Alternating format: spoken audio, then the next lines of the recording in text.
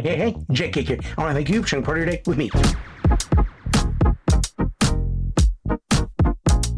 Ladies and gentlemen, we are heading into week 10 or week 11 in some cases, however you're looking at them. Again, we'll work out when the wonky weeks come in with the All-Star break, but we are halfway through regular season fantasy baseball. That is crazy to think. We've had injuries. We've had great pickups. We've had some monumental drops that were like, oh, we had him. Especially looking back to last year. I had Mr. Jackson Churio. I drafted him last year in the league. Dropped him a few weeks in and yeah, kicking myself. But it's all good. It's all good. Even despite some of the drops, ads, injuries, periods of time off, I feel like this has been a really good season overall for all of my teams so far. But again, don't want to get too excited about it. Don't want to get too overly, attached to the players. You don't want to say, oh yeah, we're doing so good. It doesn't matter. It's nice to look good halfway through the season, but if you fall off the second half of the season, especially like when it comes to regular season, and don't make the playoffs, it don't matter, baby. So let's go ahead, get to our teams, talk about where we are again halfway through the regular season, and then see what we can do to improve. First team we're talking about is the Cheese Weasels. This week we are still sitting in 5th place with 90.5 points. Nothing exciting there. We did have quite a few home runs this week. We had 3 from Casey Schmidt. We had 2 from Zach Neto and also 2 from Jordan Alvarez. Alvarez had 9 RBIs. Whoa, man. People worried about this, foot or ankle or hamstring injury, something like that he had. Man, he is back. I don't know if he really ever left, to be honest with you, just because of injury, but Jordan Alvarez is the lone bright spot in that Astros offense. We also had home runs from Taylor Ward. It's about time, dude. Dalen Lyle, thanks for coming to life. Liam Hicks, you were quiet there for a little bit. And then, of course, my man with the plan, Josh Jung. Moving on over to the pitching side, we had wins from Mike Soroka, Zach Wheeler, Framber Valdez, Paul Wall, Seawald, and then Spencer Strider. Thanks for getting in the win column, brother. We also had holes from Abner Uribe and Jason Adam, along with saves from Jacob Latz and Paul Seawald. While we didn't have any blown saves, we did have losses from Jason Adam and Brian Keane, as well as daggone Paul Skeens. Brother just cannot get it right so far this year, but I'm not going to release him, that's for sure. As we went over to the ads and drops, the main one we're going to talk about is Logan Webb. Someone released him, and I grabbed him. My man. Also grabbed Jacob Last for holds and saves. Emerson Hancock, who had a really good matchup, getting me a win last week. And then Hunter Green. Went ahead, picked him up. He was seeing some progress in his throwing. He's able to hopefully be with us before the All-Star break. And for his strikeouts alone, he is worth having. On the other side, we did have dropped a few guys. Mickey Moniak, I want to make it clear it did hurt to drop Mickey Moniak because he was doing so well. Once he goes back from his ankle tendonitis, we're probably going to try to pick him up again because, yeah, I really like him. Also, another Rocky, TJ Rumsfeld. Along with those two, we dropped Emerson Hancock because we didn't need him anymore. And then Corbin Burns had a setback during his rehab. And who knows if he's going to be back because he's going to be shut down for a few weeks, upwards to a month with a teres major or minor strain. And I don't know, man. I didn't want to keep holding him when there were some other people like Hunter Green, Hurston Waldrop that are on the IL that are going to be coming back before that or are starting their rehab now and kind of ramping up. So we'll see how that goes. If they also fall, Corbin Burns, you could be back on my team, but we'll see. As we talked about being halfway through, this is a roto league, so we're not quite halfway there, but did want to talk about a few things we could work on and should be looking to work on, not only when it comes to waiver wire pickups, but potential trades. We are 8th in home runs, RBIs, and average, and we are 9th in OPS. There's only 10 teams in this league, so we need to get our offense going. Our pitching is great so far. We're in the top 1 or 2 when it comes to wins, holds, saves, strikeouts. And keep in mind, we're not even trying with the strikeouts right now. We're not even trying with the wins. We are just keeping a few guys here and there. If there's someone we can drop, pick up a good pitcher we think is going to do well, that's what we do. But shoot, man, I actually really like how our pitching is going. Now, ERA and whip could be a little better because of our blown saves, because we're doing a lot of reliever work, but oh man, pitching looking good, hitting should be better, but that's always how we do. We rely on our pitching to get us most points, and then hopefully our hitting can do well enough to get us a few more points, right? Staying on the Yahoo platform, we're going to move on over to the Cucumbas. Our newest team is still doing well, able to pick up a win this week, 5-3. We had ties in daggone stolen bases and wins.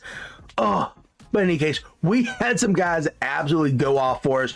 No way we were looking back in some of these categories, and obviously some we just couldn't overcome. Thank goodness Augustine Ramirez was sent down, because I would not have been able to pick up Dylan Dingleberry Dingler and have 3 home runs and 10 RBIs this week. Also, Brandon Marsh had 3 home runs, 6 RBIs, and a stolen base for good measure. Also had 2 home runs from Riley Green. What's up? Finally finding a stride along with the average. That's what I'm talking about, brother. We also had wins from starting pitchers Ohtani, Bryce Miller, and Christopher Sanchez, and relievers Trevor Meagle and Paul Sewald. Moving on over the other side, unfortunately, we had down our slow weeks with very limited production, with batting averages at or below 174 from Brandon Nimmo and my man Big Sal Stewart.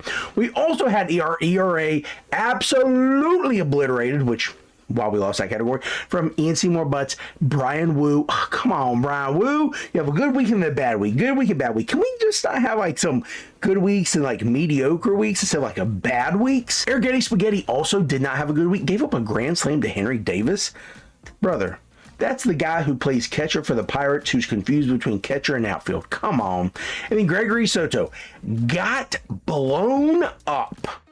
So that wasn't good. Moving on over to the Azure Drops, we're looking ahead and seeing Mr. Jacob Wilson coming off the IL here in the next week or so, and he is going to be able to add batting average and hopefully runs and a few RBIs, home runs, stolen bases here and there in Sutter Health Park, as long as Nick Kurtz stays on fire, baby, along with Shea Langoliers. My boy Langy, I miss having him. I should have kept him. Daggone it. Also, Britt Rooker can find his life along with Taylor Soderstrom. We also added Alec Bohm. He's doing much better as of late than what he was doing like the first month of the season. I'm going to ride the wave. On the other side, we dropped Corbin Burns for the reasons we talked about before, and Ian Seymour Butts because, well, you're just not doing it for me, man. You haven't really had a whole lot of production as of late, and the little production you did have was negative because you're giving up runs. Overall, the Cucumbers are 65, 39, and 6. Sitting in second place. Again, we just have to get that big win to create some separation between us and first, or us and the rest of the pack. It's nice to be winning every week, but again, if we're winning by such very small margins, we're going to get overwhelmed, or we're going to get overtaken by people who have like 1 or 2 good weeks where they win like 9-1, 8-2, something like that. We're scraping by with 5-3s, 6-4, stuff like that. So let's go, Cucumbas. Keanu Reeves going to come back. He's going to save us. We're going to do this for G, baby. Our last Yahoo team is the Kent Murphy Dingers. Ho, the Dingers. They were hitting dingers this week. We were able to come out with a big win, 9-1, taking over first in the league. You might be thinking, what is that one category you lost? Wouldn't it have been nice to have a clean sweep? Well, yeah, it would have been nice to have that clean sweep, but it's all good. A 9-1 record is not bad at all. This isn't a league that keeps the wins and losses. If you won, okay, you get 1 in the win column. If you lost, well, you get 1 in the loss column. If you tie, cool, you get 1 in the tie column, which no one likes to do that. In any case, we did lose in the strikeouts, but it's okay because we focus on saves, ERA, and whip. Yes, we do have to hit 30 innings pitched, but I'm willing to give away strikeouts and I'm willing to give away wins as long as we continue to do well in the other offensive categories. And I got some boppers this year. Well, I had them last year as well, but they're bopping more this year, in my opinion. So first, we have to talk about some of our main guys. Hunter Goodman, my man had 4 home runs last week. Hello, Mountain Man. Thank you for heeding my advice and doing better this week. But that's not it. He had 8 RBIs and 2 stolen bases. Hunter Goodman really rocked it this past week. Next was Corbin Carroll with 3 home runs and 3 RBIs. Really?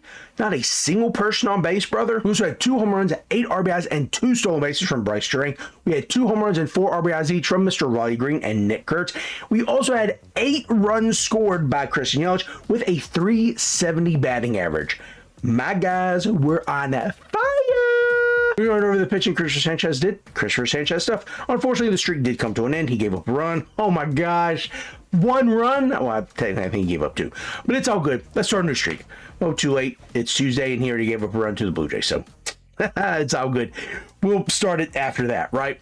We also had a win and a save from Mr. Paul Sewald and 3 saves from Raleigh O'Brien. Moving to the other side and talking about the stuff we missed. Not that we need them this week, but would have been nice to have them to make the pounding a little worse for the other guy. We missed 2 home runs each from Mr. Zach Neto and Brent Rooker, 1 from Dane Lyle and 1 from Alec Burleson. We did have bad outings from pitchers Mackenzie Gore and Brian Wu. What is going on with y'all? Like, you have a good week and a bad week.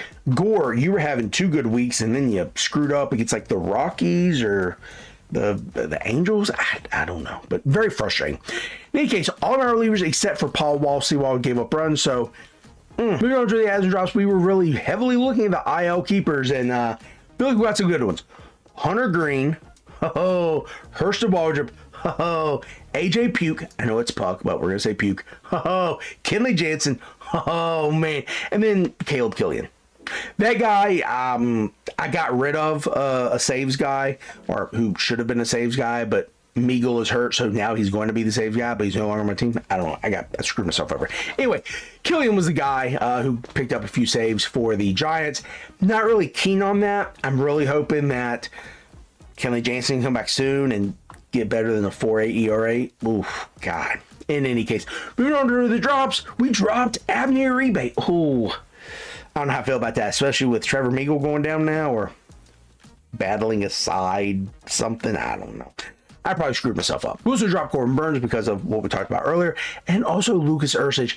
Brother, I don't know. I decided to drop Jared Jones. I really tried to get some trade bait for him, but I had people coming off IL, people coming off NA. I couldn't move him anywhere, so I just had to drop him. We also then looked at Mr. Nuevo Marte and said, buddy, you're in the platoon. You're playing third in outfield. We have a ton of outfielders.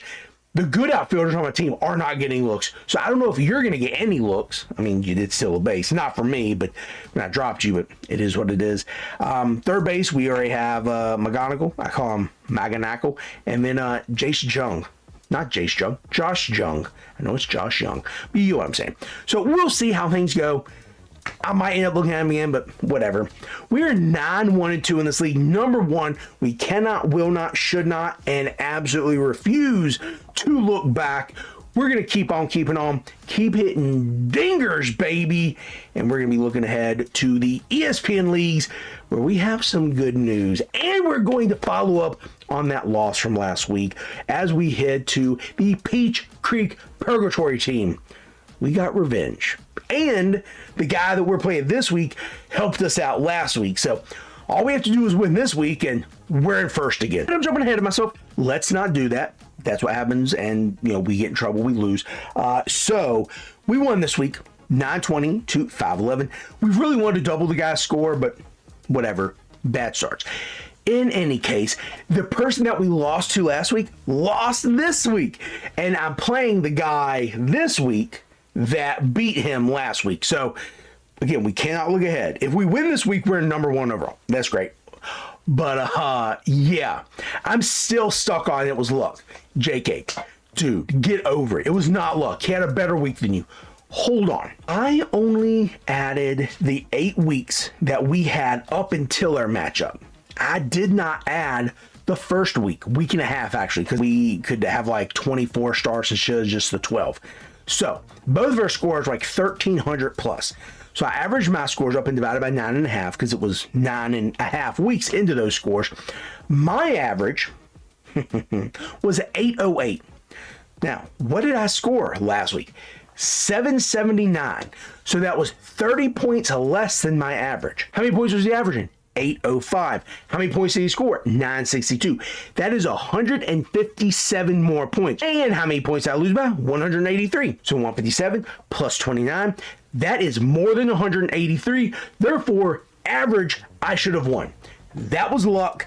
He scored 160 points more, and I scored 30 points less. He got lucky. I rest my case. But moving on to the people that helped me this week, our top scorer was Mr. Brandon Marsh with 68 points. Ardo Lopez came in second with 59, and then Mike Soroka got me 56. On the other side, Ergay Spaghetti got me 6 points. Kyle Leahy got me 2, and Kaiway Team got me -2. So 3 starters got me a combined 6 points. Bro. The order of the adds and drops is very quick, very easy, and full of pictures. Mainly because it was only 1 and 1. We added Emilio Pagan and dropped Sean Manaea because Sean Manaea did well for me. Thank you for that bulk. But then you're going against the Braves this Friday. Absolutely not, brother. Pagan, you could be coming back soon. And TJ Antone, if you're even still on the team. Tony Santillan, not doing well. Pierce Johnson went on the IL. Like, that whole bullpen is just... So, Pagan, you should be stepping back into a good spot. So, again, 9-1. I'm excited. We won. And as long as we keep winning, we're going to take over first. So, let's keep that up, boys. 4 down, 2 to go. Let's go ahead and go to the Russell My Gym Jam team. Now, this week, we had an absolute landslide win. 11 categories to 3 categories to 2 categories. We should have had another one. We should have had saves. My team is made for saves, but we lost saves. How in the world did you lose saves, JK? Again, your team is made for them because we had people blow saves, like 4 or 5 people blow saves. Ooh my gosh, thank goodness those are not categories, losses and or blown saves. Thank goodness they're not categories for us because I would have lost those. But for now, let's go and talk about the guys who do well for him. My man, Hunter Goodman, 6 extra base hits, 4 home runs, 8 RBIs, 2 stolen bases, and 5 walks.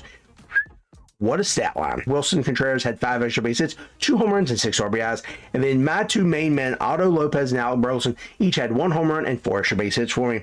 We also had really good outings from Mike Soroka and Christopher Sanchez, go figure. And then Brad Keller had 3 holds for me. On the other side, we had a few guys hitting at or below 182 for the week. That's unfortunate. Xavier Edwards, Luke Keishel, Brandon Nimmo, and Nolan Arenado. You were doing so well. Let's not fall back into slow weeks. We also had Kevin Gausman have a bad stat line, 7.2 ERA. Ooh, that's not great. And then we get to talk about the people who blew saves for me. We had blown saves from Taylor Rogers, Alex Vesia, Trevor Meagle, and Lucas Ursich. Go freaking figure with Lucas Ursich. But man, that's so frustrating. We had 4 blown saves and we lost 4-2 when it comes to saves. As we do the answer drops, you can see that we were really trying to get more saves as we added Lucas Ursich, blown save, and then also Andres Gomez, the guy who came from the Rays to the Twins, 3 for 3 in saves so far. Didn't have the opportunity over the weekend. We dropped Taylor Rogers, who blew a save, and Jeff Hoffman, who I'm not sure if he remembers how to pitch. He's got like a 6+ or 7 ERA and like a 1.4, 1.5 whip. After this big win, they Russell My Gym Jam team sitting at 80, 55, and 25. Don't like the odd number of ties, but again, I'd rather have a tie than a loss, even though I'd rather have a win over everything. We are still sitting pretty, but we cannot be complacent. So last thing we're talking about is the South Harmon Institute of Technology. And again, this is a big win for us. Came out on top 10-5-3. This is another league where I wish we could have picked up one more category because we missed Dalen Lyle's stolen base, and that is when we tied in. Woof. We could have had another win. But of course, Dalen, you want to not do anything for like a week and a half, 2 weeks, steal a base, hit a home run, have an RBI or 2, and then you want to do nothing else for the rest of the time. Top contributors this week included Mr. Bryce Terang with 21 total bases, 2 home runs, 8 RBIs, and 2 stolen bases, along with then my man Casey Schmidt with 60 total bases and 3 home runs. And Freddie Freeman also had 60 total bases, 2 home runs, and 6 RBIs. Christopher Sanchez was really good again. On the other side, unfortunately, Mr. Salvador Perez did set the last few games. Ooh, we could have won the walks category, but it's all good. I don't know if you would have gotten 5 in like 3 games, but you might have. Then when it comes to pitching, we had relievers giving up runs left and right. Cade Smith, Abner Uribe, Rico Garcia, which that's kind of odd that Rico Garcia would give up runs, and then Mr. Ian Seymour Butt. So that's not great. Didn't help my ERA and my whip. As we went to the Astros, we added Nick Gonzalez because we needed more batting average, and I really don't like Eugenio Suarez and his lack of production so far this year. We dropped Corbin Burns for a reason we talked about before. That's going to do it for the recaps for the team. Now let's talk about the people I think you should add. These first few guys are going to be coming off IL, so if you have the IL spots, great. You can throw them on your team and still pick up a few others and have them in the meantime. If not, figure out if they are worthwhile for you. Kenley Jansen does have a 4.8 ERA. That's not sexy, but Tariq Skubal's coming back. They're going to be getting a few other guys a little healthier in that rotation, so could be something to look at. And then Jacob Wilson, he's going to be getting batting average for you in Sutter Health Park as long as he's hitting in front of Nick Kurtz. And if Brett Rooker, who I traded for, who's like hitting below 200 right now, if he can find his life, Sutter Health Park is great for those guys. And Wilson might be able to surprise us with a few home runs and a few stolen bases here and there. Also going to be looking at 2 guys in the Arizona Diamondbacks bullpen coming off IL here in the next few weeks, Mr. Justin Martinez and AJ Puck.